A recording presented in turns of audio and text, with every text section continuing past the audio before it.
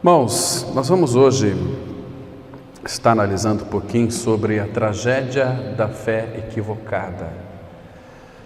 Este é um assunto que, para os últimos dias, eu penso que seja de grande relevância.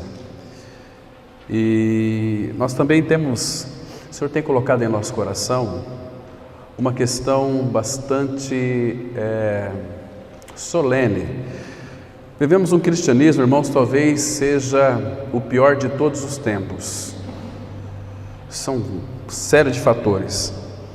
Mas muitos têm se voltado lá para o primeiro século, a igreja do primeiro século. Como viviam os cristãos? Eles eram liderados por um grupo de pessoas. Então ali o Senhor os abençoava e começava a trazer as pessoas para a comunidade e formavam a igreja. A igreja nasceu daqueles 120 irmãos reunidos, depois ela se expandiu. Mas nós vamos então analisar, irmãos, se o Senhor assim permitir, a partir do próximo domingo, vamos estudar os discípulos do Senhor, cada um deles. Então nós já fechamos os estudos.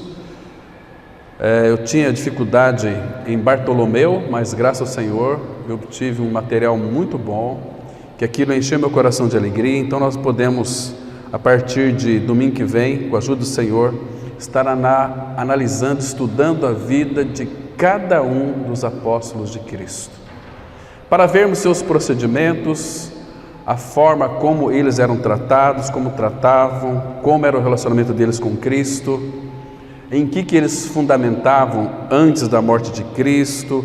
Era um tempo de aprendizado. Então nós vamos estudar a vida desses amados, cada um deles, com a ajuda do Senhor, para nós então vermos onde nós estamos. Porque, irmãos, são homens simples, homens que eram pescadores, homens que aprenderam a viver na dependência do Senhor. Nós vamos ver tudo isso de uma forma bem didática, bem clara, com a unção do Espírito do Senhor sobre as nossas vidas, para que a vida deles então sirva para nós como estímulos para estes últimos dias. Vamos ler aqui então, irmãos, 2 Coríntios capítulo 5, apenas o versículo 8, que diz assim: entretanto, estamos em plena confiança, preferindo deixar o corpo e habitar com o Senhor. Irmãos, nós vamos ter agora mais uma breve palavra de oração. Nosso Pai, como somos gratos ao Senhor por esta manhã que o Senhor providenciou para nós estarmos aqui reunidos mais uma vez debaixo do nome do Senhor Jesus. Eu sei, Pai, que a finalidade desta reunião é que Tu desejas falar conosco pela Tua palavra. Para isso, Pai, precisamos de que Tu mesmo abras o nosso coração, nos dando sabedoria para compreendermos as Escrituras, trazendo luz sobre a nossa vida, Pai, para que então possamos ver claramente e ouvir de uma forma compreensível a Tua voz. Entregamos nas Tuas mãos esse tempo, Te louvamos, ó Pai, pela noite tão preciosa de descanso que o Senhor nos concedeu, e os cuidados desta reunião estão sob os Teus cuidados mesmo, e também os cuidados desse dia. Como é bom poder descansar em Ti, Pai. Nós confiamos em Ti, dependemos de Ti, que Teu Espírito nos possua e age em nós e através de nós, para que o nome do Senhor Jesus seja glorificado. E é no nome de Cristo que nós oramos. Amém. Irmãos, a tragédia da fé equivocada, para que ela então não seja equivocada, nós precisamos de ter uma confiança, ou em outras palavras, uma convicção. Convicção, claro que, para que ela não seja equivocada, tem que ser nas Escrituras Sagradas. Quando nós tiramos o foco, começamos a alimentar pensamentos que muitas vezes são introduzidos em nossa mente, talvez por grandes homens de Deus, que nós achamos que aquilo está relacionado com uma inspiração do Senhor, com inspiração divina. Às vezes não é. Irmãos, nós estamos nos equivocando. A única maneira de nós não termos uma fé equivocada é focar os nossos olhos nas Escrituras. Porque tudo aquilo que este Deus que é justo e santo, 3 vezes santo, disse, Ele é poderoso para sustentar o que Ele disse. E muitos textos da palavra nós iremos perceber que nenhuma só palavra caiu por terra de todas as boas palavras que o Senhor Jesus disse, que o nosso Pai disse no Antigo e no Novo Testamento. Ou em outras palavras, tudo vai passar, irmãos, mas a palavra de Deus, ela é aquela que permanece eternamente. Então, aquilo que eu e você, nós cremos, é mais importante que o fervor da nossa crença.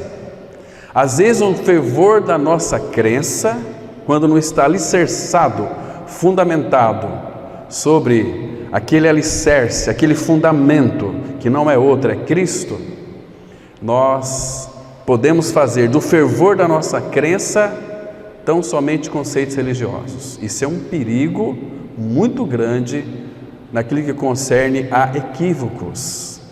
Porque, irmãos, nunca tire isso da mente. Deus, Ele não tem compromisso com a palavra de homens, de nenhum pregador, que de fato não pregue aquilo que os profetas disseram no Antigo Testamento. Assim diz o Senhor. E hoje em dia não deve ser diferente. A Bíblia diz. Então nós podemos crer, podemos confiar, irmãos, totalmente sem medo de errarmos. Porque Jesus disse, em João 10, 27, que as ovelhas dele, ele disse assim: as minhas ovelhas ouvem a minha voz, eu as conheço e elas me seguem. Como uma vez estava pegando fogo em um prédio no 2º andar e os bombeiros chegaram, tinha uma menina de 8 anos e os bombeiros, pode pular, não tinha como entrar pela escadaria, o fogo tinha tomado conta, e ela com aquele medo de pular, mas de repente chegou o pai dela e disse: filha, pula, o papai está aqui embaixo. Ela conheceu a voz do seu pai, cheio de fumaça, ela não estava vendo nada, então ela se lançou e caiu ali onde os bombeiros haviam preparado aquela cama para que ela caísse. Não aconteceu nada com ela. Assim também é nós. Irmãos, nós não vemos o nosso Deus e Pai, mas nós cremos que Ele é o Deus. Gosto muito daquela expressão do Salmo 46:1. Deus é o nosso refúgio e fortaleza, socorro bem presente na angústia, socorro bem presente nas tribulações. Deus é. Então Ele é aquele que no meio das circunstâncias, muitas vezes terríveis que nós iremos passar, ou muitas vezes estamos passando, Ele é aquele que nos conforta, Ele é aquele que pega firme conosco, Ele é aquele que, na expressão de Isaías 41, versículo 13, não temas porque eu sou contigo, não te assombres porque eu sou o teu Deus. Irmãos, eu creio piamente, olhando para as Escrituras e para o cristianismo da geração atual, sem sombra de dúvida, como um irmão americano disse o seguinte: nós estamos vivendo a pior geração de cristãos. Não existe outra pior, nem mesmo na época mais sombria, quando então Deus se calou por 400 anos. Mas esta geração é a pior geração. Muitos clichês, e nós temos aí um velho clichê que diz assim: não importa no que você acredita, contanto que seja com sinceridade. Olha, irmãos, isto é falso. Isto não vai lhe trazer convicção, confiança para ninguém, porque, irmãos, a falsa crença ela sempre é similar à verdadeira. As pessoas creem muitas vezes em bolha de sabão, mas quando nós cremos na palavra, irmãos, crer na palavra é crer no próprio Pai, é crer no próprio Cristo, é crer e confiar que Ele inspirou essa palavra e o que Ele disse não vai ser mudado. Então, quando eu estou, de fato, descansando na suficiência das Escrituras Sagradas, eu posso ter uma coisa chamada conforto para o coração, consolo para o meu coração. Então, queridos, o que nos traz convicção é crer, não em outra coisa mais, a não ser nas Escrituras Sagradas. A definição de fé que é apresentada nas Escrituras, ora, a fé é o firme fundamento das coisas que se esperam e a convicção de fatos que não se veem. Então, fé é você crer na suficiência das Escrituras Sagradas. Porque, irmãos, para muitos que estão corretos em suas crenças de que vão para o céu, na verdade, eles vão para a destruição eterna. Porque o que crê, muitas vezes, não está baseada na palavra.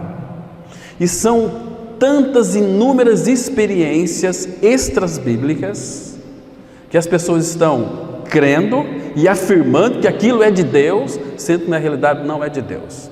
Provérbios 14, versículo 12 diz que ao homem há muitos caminhos que para eles conduzem para a vida, mas no seu final são caminhos de morte.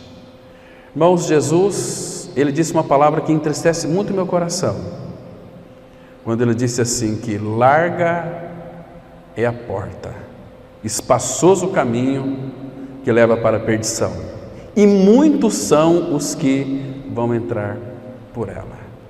90% irão por esta porta larga. Muitos, ali fala muitos, não dá para definir o quanto. E a porta estreita fala que são de fato poucos, muito poucos. Então, queridos, o Senhor Jesus disse que há mais gente no caminho largo do que no caminho estreito. Isto é muito triste. Agora, uma falta de convicção na palavra é que vai levar muita gente para o inferno. Abra comigo, por favor, vamos ler alguns versículos aqui para nós entrarmos em nosso estudo, mas em João capítulo 3, o contexto do novo nascimento, vai mostrar aqui, irmãos, se uma pessoa de fato, ela não crê, significa que de fato ela não é filho ou filha de Deus, filha ou filho de Deus, é filho da ira. O versículo 35 diz assim, 3:35, nós sabemos que o contexto aqui ele está falando sobre a regeneração, sobre a vida nova, sobre o novo nascimento. Diz assim, o Pai ama ao Filho e todas as coisas tem confiado às suas mãos. Por isso, porque o Pai confiou todas as coisas às mãos do Filho, por isso quem crê no Filho tem a vida eterna. O que todavia se mantém rebelde contra o Filho, não verá a vida, mas sobre ele permanece a ira de Deus. Ou seja, ainda são filhos da ira. Agora, queridos, abra aqui em João capítulo 12, porque crer significa, nós sabemos, estar unido àquilo que nós cremos. Nós estamos aderidos ao Filho e também ao Pai. João 12:44, Jesus disse assim, e Jesus clamou dizendo, quem crê em mim, não em mim, mas naquele que me enviou, e quem me vê a mim, vê aquele que me enviou. Eu vim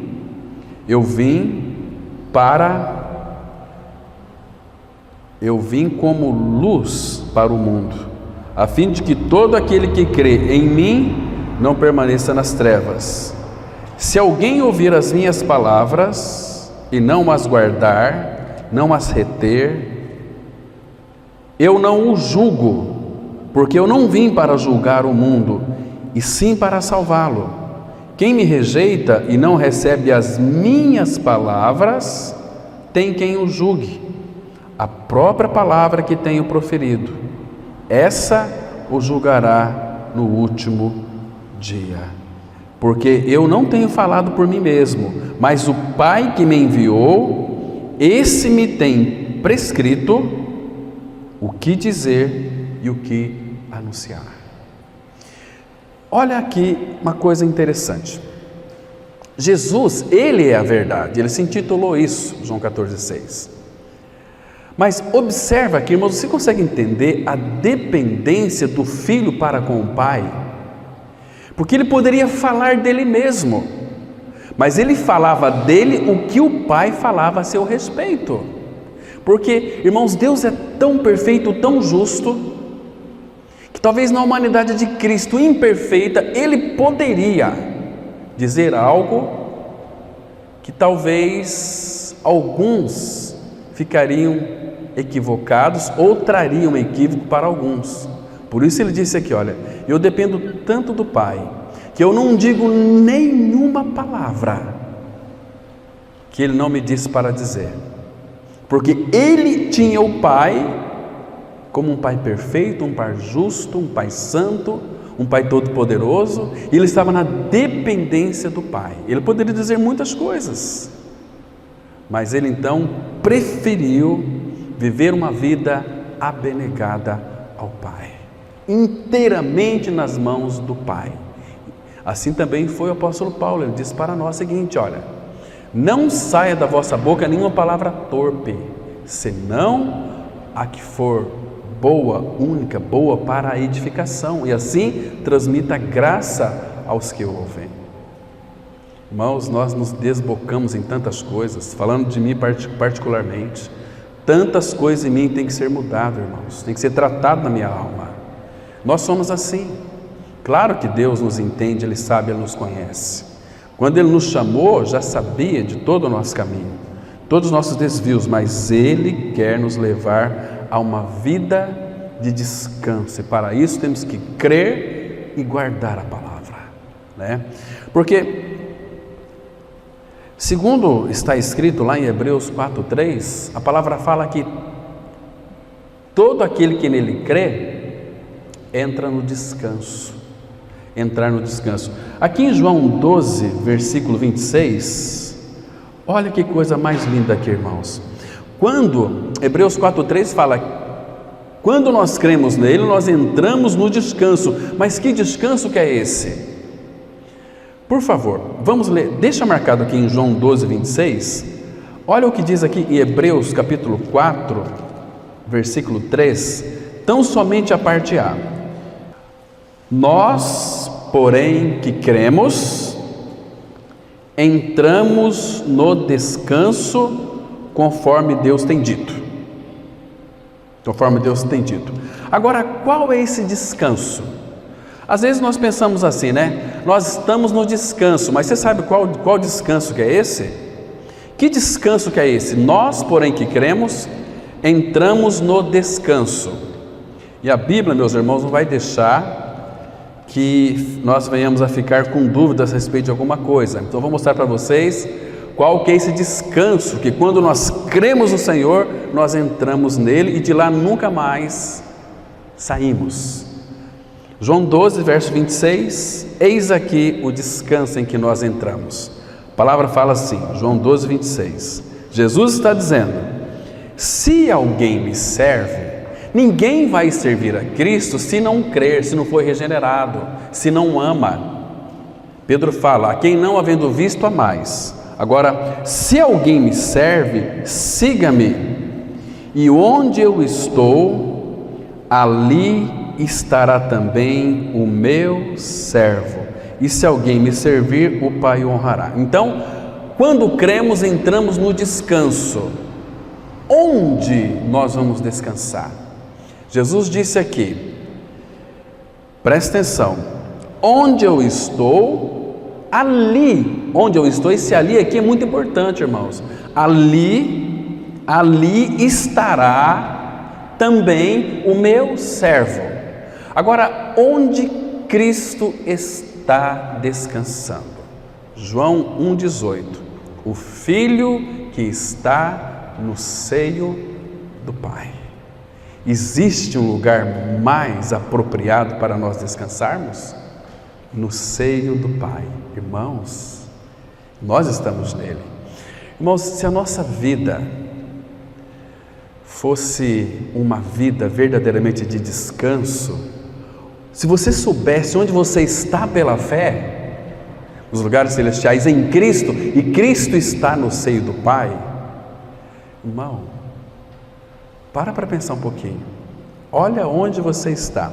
Agora, ninguém pode estar lá se não tiver essa convicção.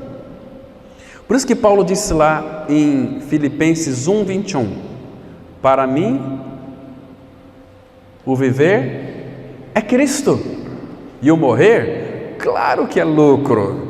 Você não quer ter lucro? Você não quer ter lucro? Você quer partir logo daqui? Começa a anunciar o Evangelho, que a tua cabeça logo cai para o chão. Morrer é lucro. Irmãos, esse é um contrassenso. Morte, segundo a concepção do mundo, não é lucro para ninguém, mas para o Filho de Deus. Viver nessa vida é Cristo. Morrer é lucro. Por isso que Paulo fala, logo depois no versículo 23 de Filipenses, que ele fala uma definição de morte. Vamos ler, irmãos, aquele versículo. Quero citá-lo aqui, ele completo, né?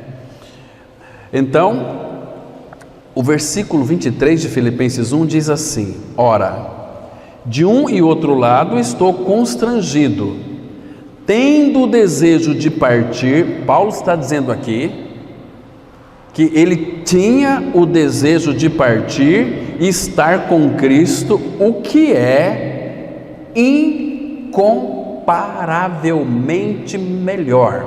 Depois tem outros textos lá em Hebreus 11, de 14 a 16, muito interessante também, fala ali das galerias dos heróis da fé. Nessa galeria, eu sei que talvez um dia o Pai pode apresentar para nós.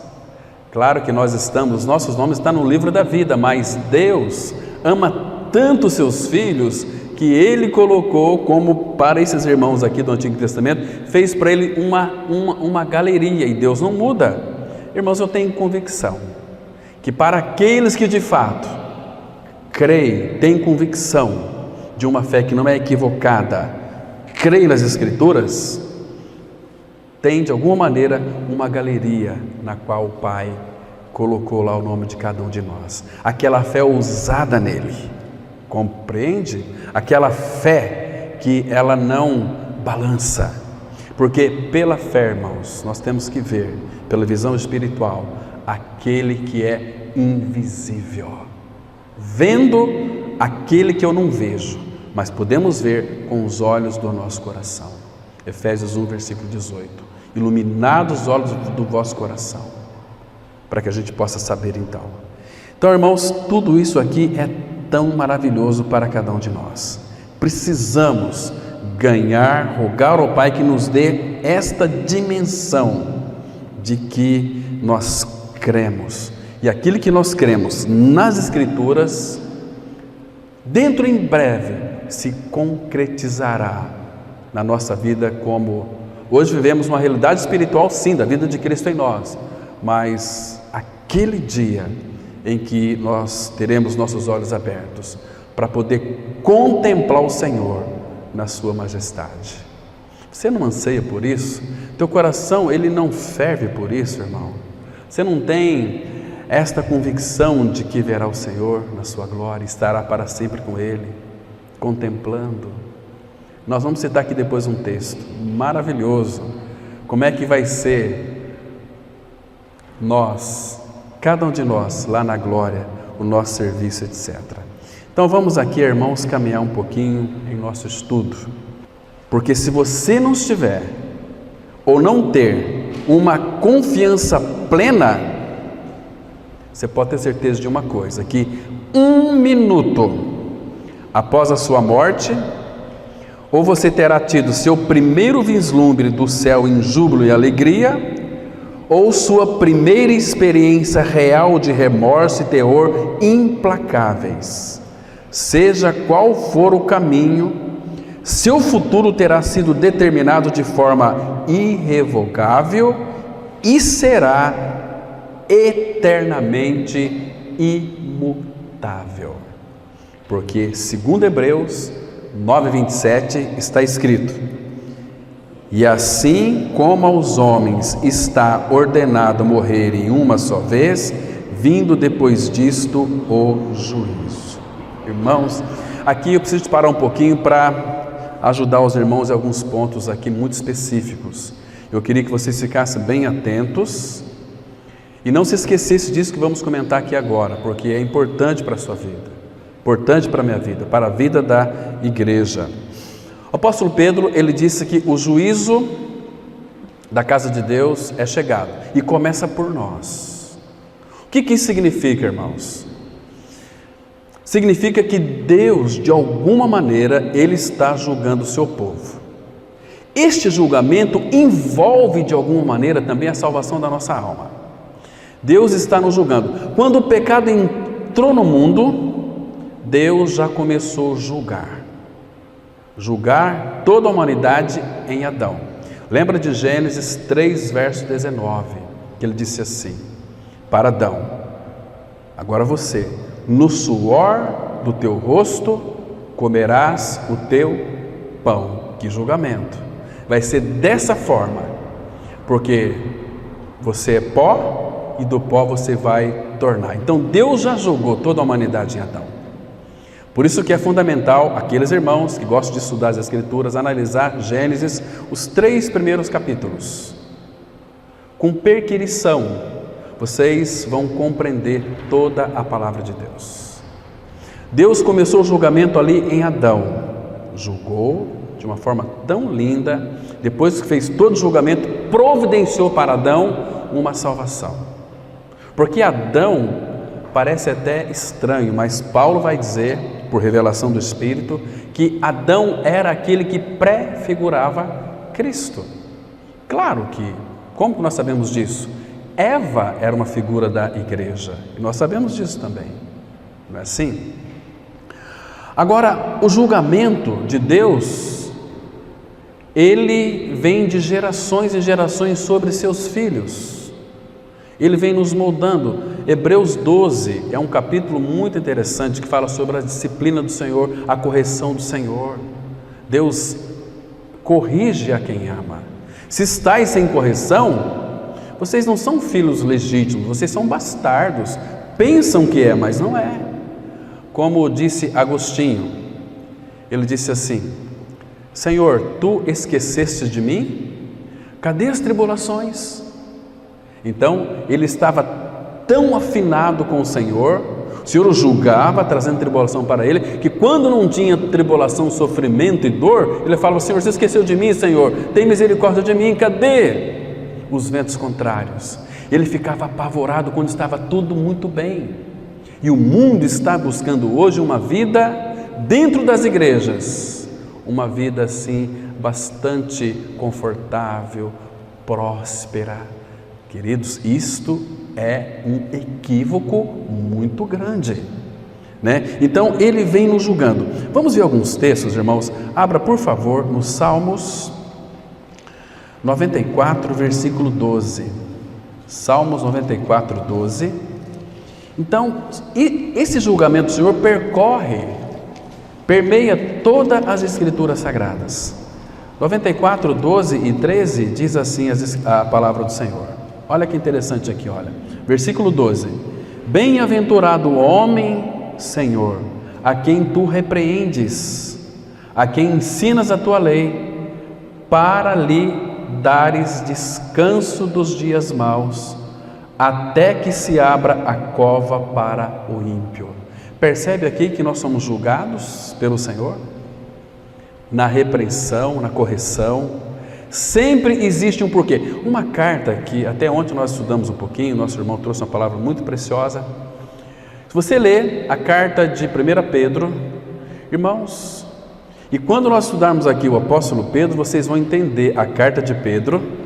Eu creio que o apóstolo Pedro, nós vamos demorar aqui pelo menos uns 5, 6 domingos para estudar a vida desse homem, porque o discipulado de Pedro é o nosso discipulado também. Nós vamos ver ali a vida de Pedro nos evangelhos, vamos ver ou compreender por que Pedro falou tão somente de tribulação, sofrimento, de dor, de fogo, porque em tudo isto é para nós então conhecermos a genuína graça de Deus. 1 Pedro 5,12, porque ele diz ali depois: esta é a genuína graça de Deus, e nela estáis firmes. A genuína graça é que vem o que vier, nós estamos convictos de que por detrás de tudo isso está a mão moldadora de Cristo, nos moldando a Ele mesmo, a se parecer com Ele. Estão me compreendendo, irmãos? Então, veja aqui uma outra situação. 2 Samuel 14, verso 14. Irmãos, que texto precioso. 2 Samuel 14, versículo 14. Observa aqui que coisa interessante. Diz assim as Escrituras: porque temos de morrer, e somos como águas derramadas na terra que já não se podem juntar. Olha aqui, irmãos, que coisa. Olha o que ele está dizendo aqui. Claro que nós temos de morrer, e somos como águas derramadas na terra que já não se podem juntar. Agora veja aqui: pois Deus não tira a vida, mas cogita meios para que o banido não permaneça arrojado de sua presença. Está vendo aqui, irmãos? Para que nós não sejamos banidos da pátria. Deus em todo o tempo, Ele está cogitando meios, fazendo os seus arranjos para que nós jamais sejamos arrojados da sua presença. Mas para isso ele tem uma plena convicção, porque temos de morrer. Queridos, eu não sei como muitos cristãos estão vendo essa pandemia. Eu sei que muitos estão apavoradíssimos com ela. Mas, queridos, se você olhar para a história da igreja, você vai perceber que aqueles irmãos do passado não negaram a Cristo com a faca na garganta, espada, ser cerrado pelo meio, não negaram. Hoje em dia, essa geração de cristãos medrosos, covardes, Apocalipse fala quanto aos tímidos, covardes, ali é o sentido original. Eu fico pensando aqui, irmãos, eles estão obedecendo mais ao sistema com o pretexto de que temos que obedecer à autoridade. As autoridades constituídas, sim, está escrito, mas também, desde que as autoridades não intervenham na vida e na palavra de Deus, porque quando a autoridade constituída, que foi pelo próprio Senhor, vier tentar de alguma maneira combater a igreja, a sua palavra, os cristãos, nós temos que se levantar contra o sistema, contra as autoridades, como fez Pedro. Vocês não podem pregar mais nesse nome. Pedro disse assim: julgai vocês mesmos diante do Pai, convém-nos obedecer a vocês ou a Deus o Pai? E a Bíblia diz em Hebreus 10, versículo 25, não deixemos de congregar como é costume de alguns. Irmãos, o lugar onde a palavra de Deus é ministrada, onde a reunião dos santos, ainda que se vier alguém com coronavírus aqui, Deus pode extirpar no momento que ele pisar ali dentro. Ele tem poder para isso. Porque seria um contrassenso, um escândalo para o nome dele entrar alguém aqui com um vírus e contaminar outros irmãos. Deus não iria permitir isso, irmão. Estou falando aqui como que se É Ele comunicando isso. Estou dizendo isso aqui em nome de Jesus. Mas a grande maioria, infelizmente, são covardes, porque vão no mercado, fazem tantas outras coisas que é muito pior. Que geração de cristãos medrosos! Como é que Deus está olhando para nós, irmãos? Que tipo de Cristo que nós cremos? Será que a nossa fé não está equivocada? Tem gente que está com pavor. Pavor de quê, irmãos? Daquilo que as Escrituras estão se cumprindo, que nos últimos dias haveria terremotos, fome, pandemias, epidemias. Então, graças ao Senhor, porque a palavra de Deus está se cumprindo. Nós estamos vendo aí mundialmente, que a palavra de Deus ela é universal, mundialmente. Bendito vírus! Eu nem tenho orado para Deus varrer esse vírus. Pai, guarda os seus, porque Tu dizes na Tua palavra que viriam e veio, mas nós somos um povo guardados pelo Senhor, guardados pelo poder de Deus. Queridos irmãos, ter Cristo de cabeça, conhecer Jesus de cabeça, conhecer a palavra de cabeça e não no coração, não significa nada. Não significa nada. Mas Deus em Cristo está julgando a sua igreja. E para que Ele está julgando a sua igreja? O seu povo. Paulo, ele responde isso. Vamos para o Novo Testamento agora. Abra lá em 1 Coríntios capítulo 11. Vamos ler o versículo 32. Vamos lá, irmãos, por favor, bem rapidinho. 1 Coríntios 11, versículo 32. Apenas esse versículo aqui. Diz assim. Espero que os irmãos estejam compreendendo o que eu estou dizendo, irmãos.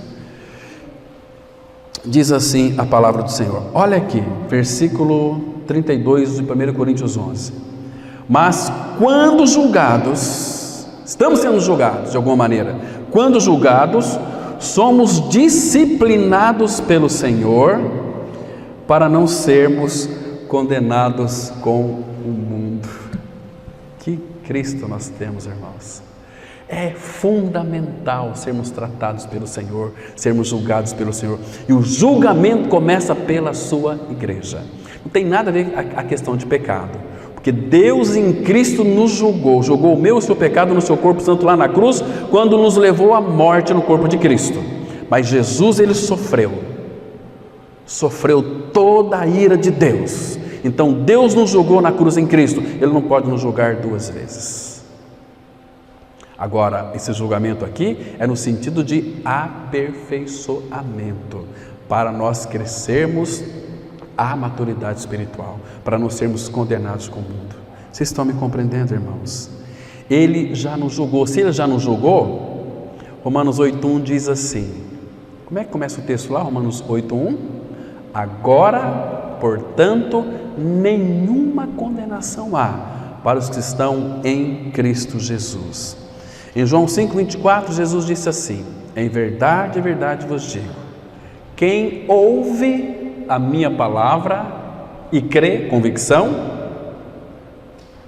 tem a vida eterna, não entra em juízo, mas passou da morte para a vida. Agora, você tem convicção que irá estar com o Senhor para todo sempre? Abra lá em Apocalipse capítulo 22, versículo 3 e 4. Apocalipse 22, 3 e 4.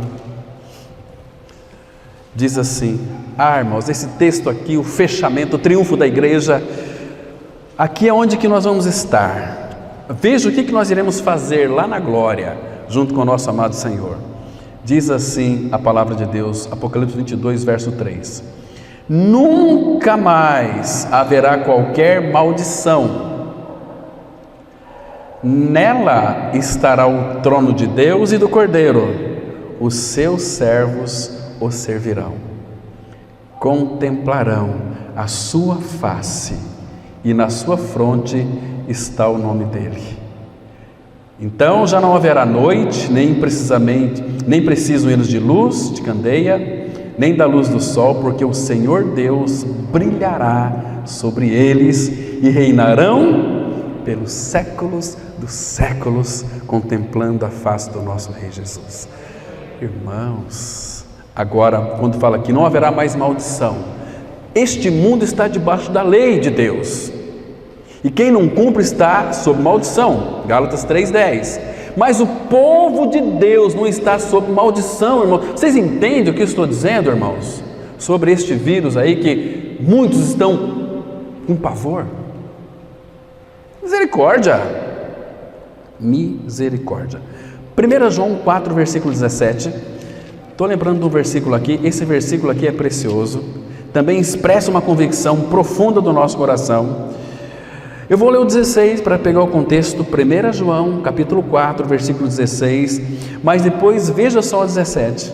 16 diz assim: e nós conhecemos e cremos. Eu creio porque eu conheço.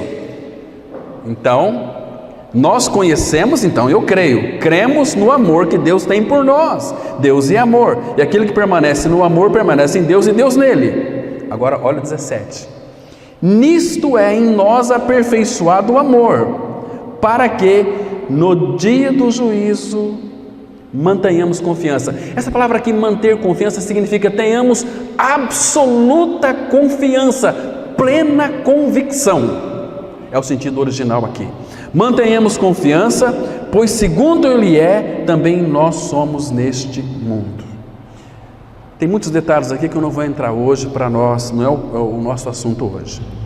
Mas, irmão, você percebe aqui que está ordenado aos homens morrerem uma só vez, vindo depois disso o juízo. E a palavra fala em Romanos 2:2, que o juízo é segundo a verdade. Então, a fé equivocada é uma fé que é lançada não nas Escrituras, mas fora das Escrituras Sagradas. Uma fé que traz convicção é aquela que Deus disse na sua palavra, e eu coloco o meu dedo aqui e diz: eu creio, Senhor. Ainda que todos se levantem, você está equivocado. Não, você com a Bíblia na mão, você pode ir contra todo este mundo, todo este mundo, não tenha dúvida disso, meu querido irmão. Então, se você de fato não ganhou uma experiência real de novo nascimento, não creu como diz as Escrituras, nos primeiros momentos você estará mais vivo do que jamais esteve. Claras lembranças de seus amigos e de sua vida na terra se mesclarão com uma aterrorizante antecipação da eternidade. Ou você terá tido seu primeiro relance de Cristo, ou seu primeiro encontro com o diabo, como jamais havia tido. E será muito tarde para mudar seu destino. Duas cenas contrastantes vêm à mente. Uma é a do homem rico e autoconfiante que morreu e foi para o Hades, onde Cristo diz que ele estava em tormentos. Vamos ler aqui Lucas 16, verso 23. No inferno, estando em tormentos, levantou os olhos e viu ao longe Abraão e Lázaro no seu seio. Irmãos, claro que nós tratamos aqui domingo passado, no culto da noite, que aqueles que morreram antes da ressurreição de Cristo, os irmãos do Antigo Testamento, Abraão, Isaque, Jacó, Davi, os profetas, os do Senhor, quando eles morreram, eles foram para o seio de Abraão, mas a partir da ressurreição de Cristo, eles foram para o céu. A palavra fala que lá em Atos 2, versículo 39 e 40, que Davi não subiu ao céu, ele foi para o seio de Abraão. Hoje Davi está no céu, mas não naquela realidade concretizada ainda. Davi está em Cristo, nós hoje estamos no céu. Ele levou cativo o cativeiro. Então, morrestes, a vossa vida está com Cristo em Deus, escondida com Cristo em Deus. Nós estamos no céu pela fé, mas quando nós morremos, nós vamos entrar no descanso até a volta dele, mas nós já estamos lá nele pela fé, e um dia essa fé será concretizada. Agora, no inferno, no Hades, estando aqui, gerúndio, estando em tormentos, porque estando é tormento que não se acaba. E inferno não é a consumação, a destruição dos ímpios ainda. Inferno, diz Pedro, é a sala de espera até o dia do juízo, Abra lá em 2 Pedro capítulo 2, versículo 4. Aqui vocês vão perceber que o inferno é uma salinha de espera reservada, né? Não é uma sala de estar. Normalmente quando você vai fazer uma consulta, você tem que esperar um pouquinho ali naquela sala com ar-condicionado, até a secretária chamar você para passar por uma consulta. Então o ímpio, quando desce para a sepultura, ele vai direto para o inferno. E aqui Pedro diz assim, 2 Pedro 2,4: Ora, se Deus não poupou anjos quando pecaram, antes precipitando no inferno, os entregou a abismos de trevas, reservando-os para o juízo. Eles estão ali esperando o juízo, mas eles estão aonde? No inferno, estando em tormentos, né? Inferno, isso é terrível. Então, o que nos chama a atenção, irmãos, que quando ele levantou os olhos, claro que aqui mostra que o inferno é para baixo, levantou os olhos, ele viu, mas ele disse uma coisa muito interessante, esse rico que estava lá no inferno. Lá em Lucas, no capítulo 16, versículo 27 a 31, ele diz algo que nos chama muito a nossa atenção. Lá no inferno ele teve uma consciência de evangelização despertada. Diz assim a palavra do Senhor, Lucas 16, versículo 27. Olha que interessante. Ele replicou: Pai, eu te imploro que o mandes, no caso aqui Lázaro, a minha casa paterna, porque tenho 5 irmãos, para que lhes dê testemunho, a fim de não virem também para este lugar de tormento. Respondeu Abraão: Eles têm Moisés e os profetas, ouçam-nos. Mas ele insistiu: Não, pai Abraão, se alguém dentre os mortos for ter com eles, arrepender-se-ão.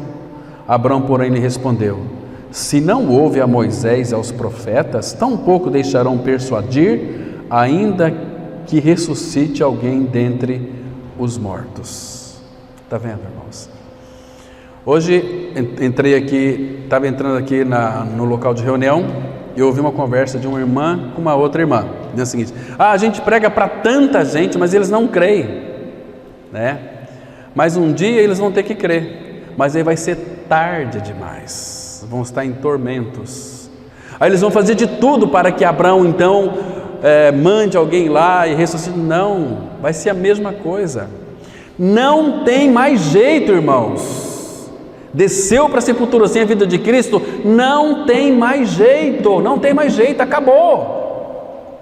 É o seu fim, a sua destruição. Acabou. Por isso que nós sempre enfatizamos, nós cremos, confessamos e vamos continuar pregando esta única mensagem: Cristo e a cruz. Decidi nada saber entre vós, senão a Jesus Cristo e este crucificado. Agora, eu quero que você preste atenção, irmãos, que o rico no inferno estava com todas as suas faculdades da alma intactas. Ele podia ver, porque às vezes algumas pessoas falam assim: será que depois da morte a gente vai saber? A Bíblia diz que sim. Jesus contou essa parábola aqui. Esse rico, ele podia ver, ele podia sentir e ouvir e relembrar sua vida na terra. Tem 5 irmãos lá. Pai, ele sentia: Pai, manda Lázaro que molhe aí o dedo e vem aqui refrescar minha língua. Não tem mais jeito, né? O inferno é um lugar de sofrimento inimaginável que nunca nenhum ser humano sentiu ou passou por ele. Inferno é lugar de pranto e ranger de dentes. Inferno é um lugar de sofrimento eterno. Inferno é um lugar de densas trevas.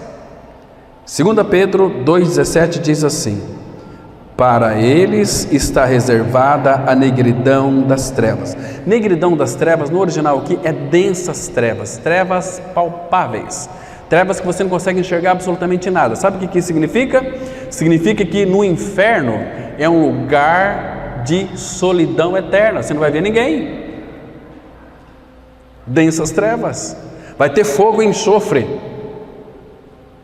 mas também vai ter densas trevas. As trevas, a ignorância espiritual se cumprirá em realidade espiritual na vida de quem foi para o inferno e de quem vai para o inferno, densas trevas.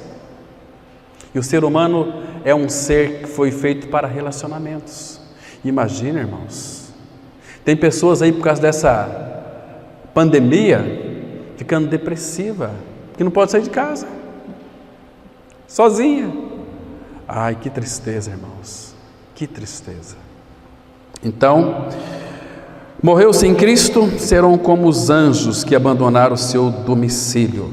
Judas 1, 6 e 13 vai mostrar que eles ficaram reservados para o juízo em densas trevas, né? Vocês se lembram? Deixa eu ilustrar para vocês aqui o que significa essas negridão das trevas. Abra lá em Êxodo, capítulo 10, versículo 21 ao 23. Êxodo 10, de 21 ao 23. É a 9ª praga, para vocês terem uma noção do que significa essas densas trevas, que a coisa é muito séria. Diz assim a palavra do Senhor, Êxodo 10, 21. Então disse o Senhor a Moisés: estende a mão para o céu, e virão trevas sobre a terra do Egito, trevas que se possam apalpar. Então é negridão, é densas trevas. Estendeu Moisés a mão para o céu, e houve trevas espessas sobre toda a terra do Egito por 3 dias. 3 dias apenas, irmãos. Aqui não fala que é trevas eternas, 3 dias apenas. Não viram uns aos outros, e ninguém se levantou do seu lugar por 3 dias. Agora você para pensar, pelos séculos, dos séculos, dos séculos, dos séculos, 3 dias. Agora tem um porém aqui, esse porém estabelece um contraste. Porém, todos os filhos de Israel tinham luz nas suas habitações. Está vendo, irmãos? Que coisa mais preciosa. Então, para eles está reservada a negridão das trevas. Então, isso significa que o ímpio sofrerá em solidão eterna, pois não há possibilidade de ver ninguém. E o homem é um ser social em essência. Então, quem for lançado no inferno só ouvirá gritos e gemidos.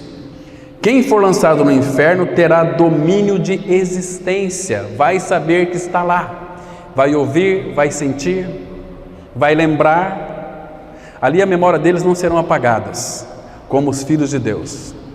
Eu sei que quando nós formos para a glória, quando nós adentrarmos ali, irmãos, a gente vai lembrar: puxa vida, cadê meu pai, cadê minha mãe, cadê meus irmãos, cadê? Não está aqui. O que o Senhor vai fazer? Ele vai vir, Isaías 65, Ele vai apagar da nossa memória aquelas coisas que nos trariam tristezas. Percebe, irmãos? Está muito claro lá em Isaías 65. Ele vai apagar, Ele vai enxugar dos nossos olhos toda lágrima. Entende?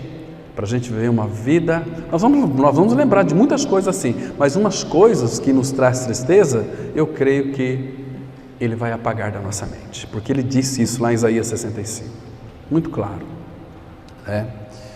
Então, aqui em Mateus 10, 28, a palavra diz assim: não temais os que matam o corpo e não podem matar a alma. Temei antes aquele que pode fazer perecer no inferno tanto a alma como o corpo. Queridos, essa pandemia pode matar somente o corpo, não pode matar a alma. Não é assim? Por que a gente teme tanto isso, irmãos? Eu estou fazendo aqui uma contextualização para os dias atuais nos quais estamos vivendo. Não é a mesma coisa? Não temeis os que matam o corpo e não pode matar a alma. Temei antes aquele que pode fazer perecer no inferno tanto a alma como o corpo. Porque, queridos, nenhum filho de Deus do passado temeram os que matam o corpo. Exemplo, Davi nunca temeu nada e nem ninguém. A confiança dele é o Senhor.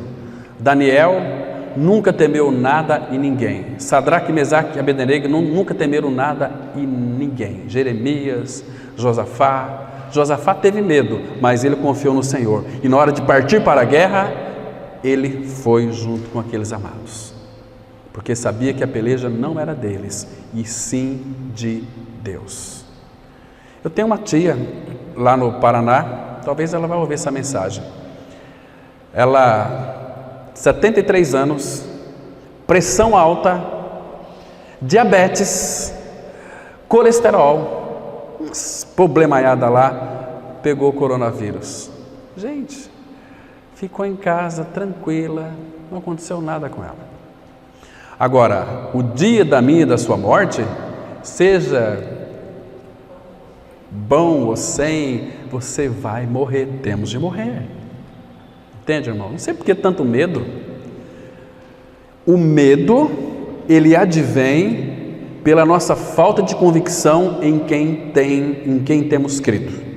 Como Paulo, eu sei em quem tenho crido, estou certo de que Ele é poderoso para guardar o meu tesouro até aquele dia. Até aquele dia. E na nossa era nós temos aí tantos outros, Pedro, Paulo, João, esses irmãos do passado aí, Lutero, George Whitefield, John Wesley, tantos outros que nunca temeram a morte, nunca temeram absolutamente nada e nem ninguém. Eles vieram com uma missão, com uma convicção, pregar a Cristo, e foi isso que fizeram. No tempo de Deus recolher eles, foram para o Senhor.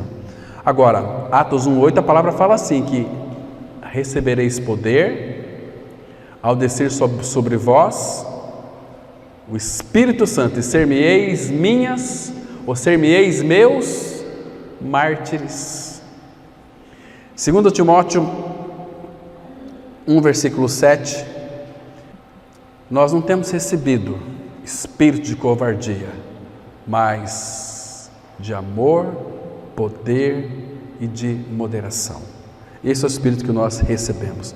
Daniel 5:12 fala que ele tinha um espírito excelente. Excelente. Que coisa, irmãos. É muito triste. Hoje em dia as pessoas estão, infelizmente, apavoradas. Tudo isso é por falta de convicção no Senhor, na palavra. Nós oramos, nós lemos a Bíblia. Não significa que uma pessoa que ora, que lê a Bíblia, é filho ou filha de Deus. O problema é a convicção em obedecer ao Senhor e a sua palavra. Não deixemos de congregar, como é costume de alguns. Então nós estamos sendo desobedientes ao Senhor. E esses que são desobedientes julgam os cristãos por outras coisas, para eles andarem de muletas. O que tem é muleta. E hoje em dia, qual é a desculpa que nós usamos, irmãos? É que nós temos que obedecer. Meu irmão, misericórdia. Viu só a vazão que deram para nós nos reunirmos? Irmãos, não devemos ter medo. Temos que ter alguns cuidados, sim, claro que tem. Mas, irmãos, não é para ficarmos apavorados, não. Misericórdia, misericórdia. Quem for para o inferno, saberá que está lá. Porque ninguém vai perder o senso de existência, porque a alma humana é responsável pela mente, vontade e sentimentos. É a alma humana que nos dá sentido de existência e identidade, para que saibamos quem somos. A Bíblia mostra que o fogo do inferno nunca se apaga, portanto, é um lugar de sofrimento eterno. Apocalipse 20:10 diz assim: o diabo, o sedutor deles, foi lançado para dentro do lago de fogo e enxofre, onde já se encontram não só a besta, como também o falso profeta, e serão atormentados de dia e de noite pelos séculos dos séculos. Quando lemos esse texto aqui, muitos falam, mas é essa besta aqui, o que é essa besta? Irmãos, você já estudou sobre essa besta no livro de Apocalipse? O que é a besta? A besta, irmãos, aqui é um sentido figurado, é uma criatura que representa a força bruta, a imoralidade e a oposição a Deus. Quer saber o que é a besta? Leia depois lá Isaías 30, versículo 6. Você vai saber e ter uma convicção do que é a besta, tá certo? Muito bem. Vamos avançar aqui. Uma fé equivocada na palavra de Deus fará muitas boas pessoas se juntar ao homem rico no Hades, não por serem ricas, mas por serem boas e dependerem da própria bondade para serem salvos. São pessoas éticas, são pessoas que têm uma moral ilibada, não fuma, não rouba, não se prostitui, vive pelo certo e errado. O cristão não anda mais pelo certo e pelo errado. Isso que eu faço traz paz ao meu coração? Se não traz paz, para. Se traz paz, continue. Que é a vontade do Pai. Seja a paz de Cristo o árbitro em vosso coração. Entendeu? O que vai governar nossa vida é a paz de Cristo. Por exemplo, você tem dinheiro para comprar uma casa e um carro, ou uma casa e um carro. Então, você sendo filho de Deus, o que você acha que você vai comprar? Você deve comprar a casa ou um carro? Falando aqui de um BMW, 430 mil reais, segunda mão, e uma casa de 430 mil reais. E agora, como é que você vai saber se é vontade de Deus que você compra um carro ou uma casa? Você vai orar, e a paz de Deus, ela será o árbitro em seu coração. Vamos comprar a casa? Tem inquietação, não compra a casa. Vamos comprar o carro? Tem paz? Vamos comprar o carro. Isso dentro de um discernimento, porque tem muita gente que às vezes força coisas. Senhor, eu tive paz aqui para comprar isso aqui e tal, então abençoa. Às vezes ele sabe que não é da vontade do Pai, porque teve inquietação. Igual muitos apresentam seus projetos, devemos fazer muitos projetos, colocar diante do Senhor, falar: Senhor, qual que é a tua vontade sobre este projeto? E aquilo que você tiver paz, realiza ele. Mas nós fazemos os projetos, oramos: Senhor, abençoa o meu projeto, e vamos, e vamos, e vamos, e o Senhor disse não, e vamos, e vamos, e vamos, e lá no final, Deus não me abençoou, era da vontade de Deus. Mentira, irmãos. Nós gostamos de colocar a culpa em Deus. Sempre foi assim. A mulher que tu me deste, não foi assim? Com toda a sua sinceridade, se verão do lado contrário das portas do céu. A sinceridade de uma pessoa boa não basta para ela ser salva, é preciso renascer. Você pode cometer um engano a respeito da previdência social, do futebol, ou mesmo a respeito da escolha de sua carreira, mas não se engane a respeito de onde passará a eternidade. Em Cristo temos a vida eterna e somente nele, porque ele disse em João 10, versículo 28, eu lhes dou a vida eterna, jamais perecerão e ninguém as arrebatará da minha mão. Eis aqui uma grande convicção. Ele disse que nos daria e deu a vida eterna, ele mesmo para dentro de nós. Aí o resto é por conta dele, jamais perecerão. João 6 diz assim: todo que o Pai me dá virá a mim, e o que vem a mim de maneira nenhuma o lançarei fora. Que maravilha, irmãos. Eu sei que todos nós nascemos monstro.